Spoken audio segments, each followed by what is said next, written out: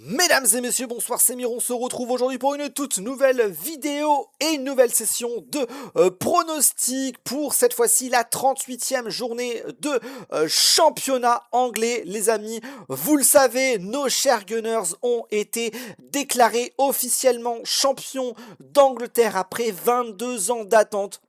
Oui, c'est long, les amis. Après 22 ans d'attente, après avoir tout simplement fait le triplé de deuxième place, mon club de cœur est enfin champion d'Angleterre. On a donc, on va dire, le chemin libre pour, reposer un petit peu l'équipe avant la finale de Ligue des Champions de la semaine prochaine. Et on va quand même faire la session de pronostic de cette 38e de journée de championnat, parce que bien évidemment il y a encore quelques petites choses qui se jouent par-ci par-là, donc on va en parler quand même très rapidement dans cette vidéo. Très rapidement, pourquoi les amis? Parce que je vais être totalement honnête avec vous, j'ai un week-end très chargé, j'ai même d'ailleurs une semaine prochaine très chargée, ce qui va un petit peu me restreindre au niveau du montage de cette vidéo et de la prochaine, et même peut-être de la finale de Ligue des Champions, mais je vais essayer de faire de mon mieux pour vous proposer quand même une vidéo très digeste. Donc on va aller quand même très rapidement en cette vidéo de pronostic. Donc comme vous le savez déjà, eh bien le championnat est acté pour Arsenal, quoi qu'il arrive. Manchester City ne peut pas rattraper Arsenal à cause de la défaite du match nul plutôt en milieu de semaine de Manchester City contre Bournemouth, un but partout. Manchester City qui occasionne au début de cette 38e journée de championnat, Manchester City dispose désormais de 4 points de retard, ce qui signifie qu'Arsenal ne peut plus être rattrapé. Il reste cependant quelques petites choses très très importantes cette saison en Première Ligue à jouer, qui se joue dans cette dernière journée de championnat, à savoir notamment la potentielle qualification en Ligue des Champions de Bournemouth, qui va être conditionnée un petit peu avec un gros résultat dont on parlera dans quelques instants. Chelsea peut toujours accrocher la Ligue Europa en cas d'une victoire et d'une défaite éventuellement de Brighton. Chelsea gagne, Brighton perd, Chelsea sera en Ligue Europa classique la saison prochaine. Alors est-ce que ça peut se jouer avec Brentford? Je sais pas du tout. Puisqu'effectivement, comme vous vous en doutez, Brighton peut tout perdre. Ils sont actuellement en Ligue Europa, mais ils peuvent perdre que ce soit la Ligue Europa, mais aussi la Ligue Europa Conférence, puisqu'en effet, Brentford, Sunderland sont quand même seulement à 2 points de Brighton et peuvent toujours dépasser Brighton en cas de mauvais résultat de Brighton. Brighton qui d'ailleurs avait fait un match nul la semaine dernière. Autre point aussi, bataille pour la relégation entre Tottenham et West Ham. Tottenham ne profite pas tout simplement de la nouvelle défaite, de la 3e défaite consécutive de West Ham. Tottenham qui aurait pu se maintenir, hein. Déjà ils gagnaient le week-end dernier, ils étaient maintenus puisqu'ils auraient pris plus 3, ils auraient été à 41 points, ce qui leur aurait permis tout simplement d'être automatiquement maintenus dans cette Première Ligue pour la saison prochaine. Donc bataille pour la relégation, bataille pour l'Europe, et on est parti pour bien évidemment les pronostics de cette 38e journée de championnat. On est donc parti les amis pour les pronostics de cette 38e journée de championnat. Comme c'est prévu dans, je crois, tous les championnats le proposent d'ailleurs, mais voilà, comme c'est prévu en tout cas depuis le début de la saison, et comme on s'en doutait, beaucoup en avaient parlé puisque le championnat aurait pu se jouer jusqu'à la dernière journée entre Manchester City et Arsenal.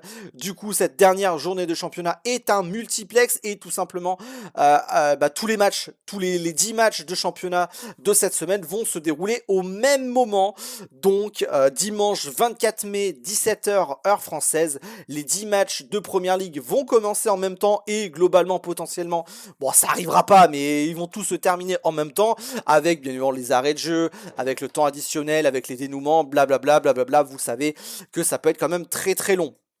Quoi qu'il arrive, les amis, on a 10 matchs extrêmement importants qui peuvent jouer beaucoup pour la Ligue des Champions, pour l'Europe et pour le maintien. Certains sont beaucoup plus aptes à pouvoir se maintenir, à aller chercher la Ligue des Champions, et on va donc en parler aujourd'hui.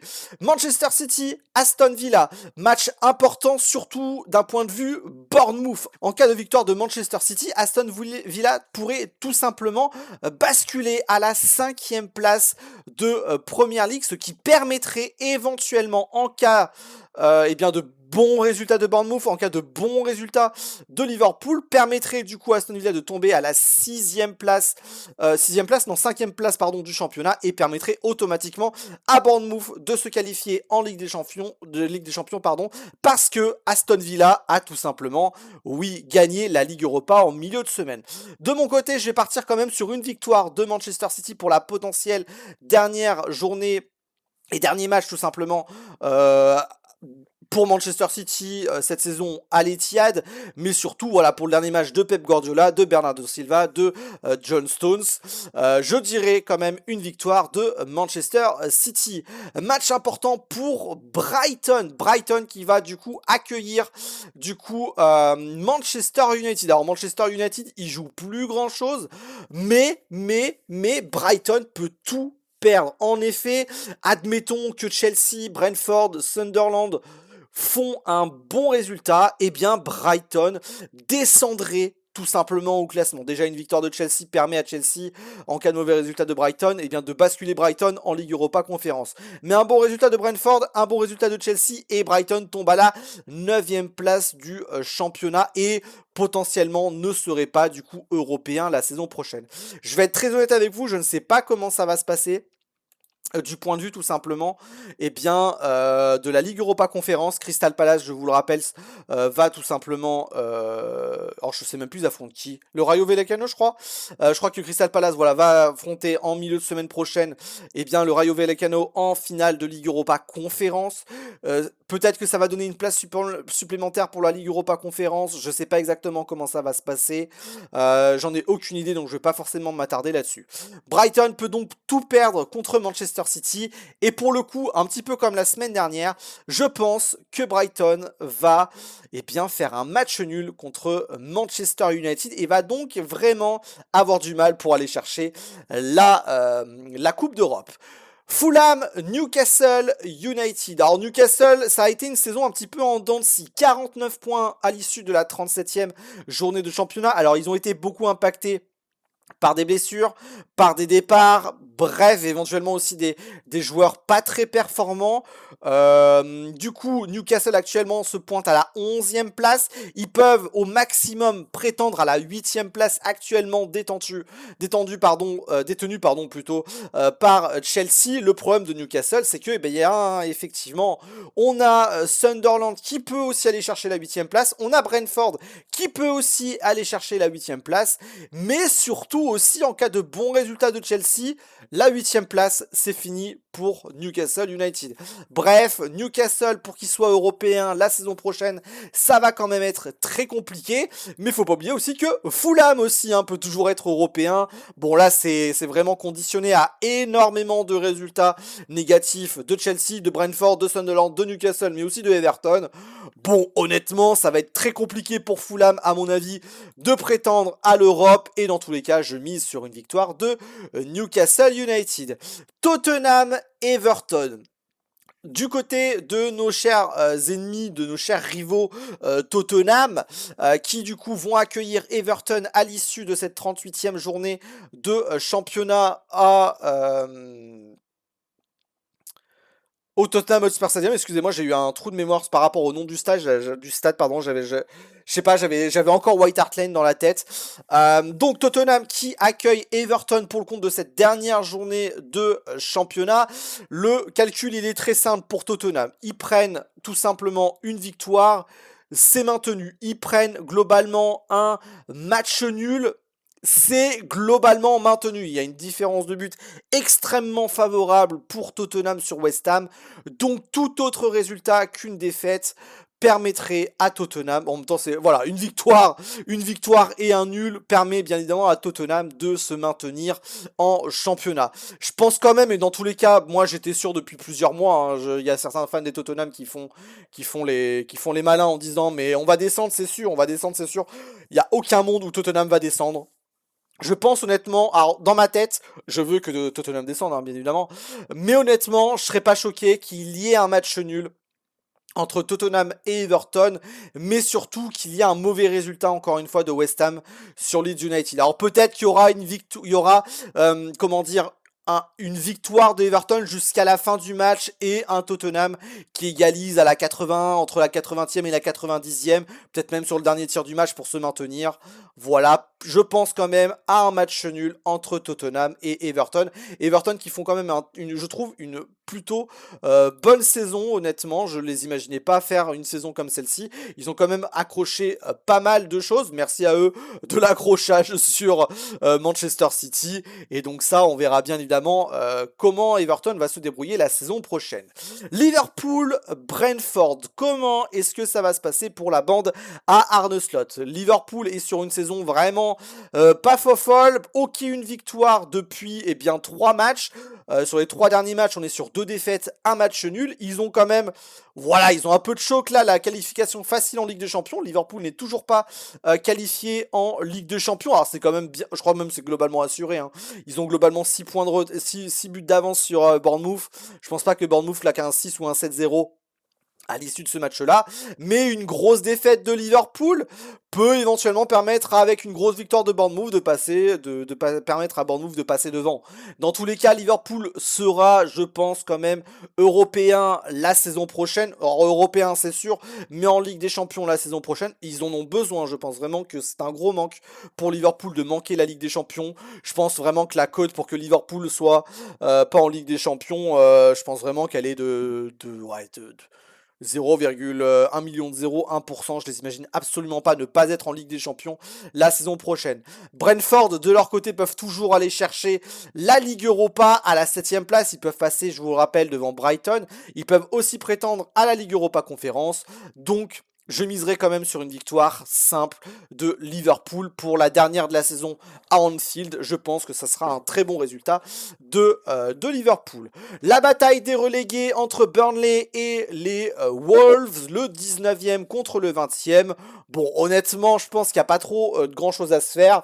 Alors, ça se joue quand même entre les deux, puisqu'en effet, les deux équipes sont d'ores et déjà reléguées cette saison, 21 et 19 points. Mais comme vous l'avez compris, entre 21 et 19 points, il n'y a que 2 points de retard. Burnley, 21 points, les Wolves, 19 points. Une victoire des Wolves permet aux Wolves de passer devant Burnley et donc de gagner un peu plus de sous. Je crois que la stat est sortie dans la semaine. Il y a peut-être 2-3 millions de différence, mais 2-3 millions de différence en D2 anglaise, c'est quand même très important. Je miserai quand même sur une victoire de... non, on va partir sur une victoire de Burnley en vrai. On va dire une petite victoire de Burnley contre les Wolves. Match important du coup du côté...